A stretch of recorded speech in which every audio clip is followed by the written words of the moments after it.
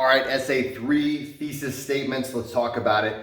Essentially, your thesis statement must be about the effectiveness or whether or not the argument is convincing of this author that you're critiquing, okay? So that's literally what it's going to be. So for instance, you might say something like Jerry Smith's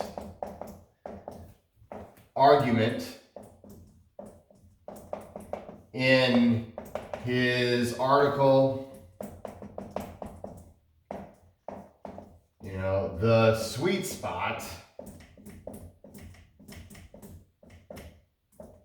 okay, so this would be the beginning of your thesis statement, because you have to give me the name of the author. You have to tell me what you're writing about, right? You're writing about the author's argument, and then you have to give me the name of the article. These things have to be in the thesis statement. Then from there, you're going to give your opinion. So you may say, is a convincing argument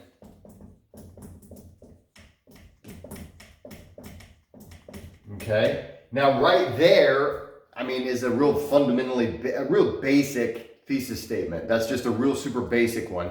Is a convincing argument. You've made a claim, okay? But you're probably going to want to add a little bit more to that. You might say, is a convincing argument due to his tone and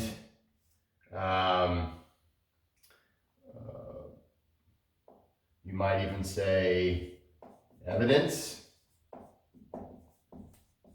Kind of sloppy there, but that's no big deal. His tone and evidence, okay? So essentially these are the two things I'm going to talk about, and because of these two major things, that's why it's a convincing argument, okay? And having said that, you can easily say it's not a convincing argument because he fails to mention this, that, or the other thing.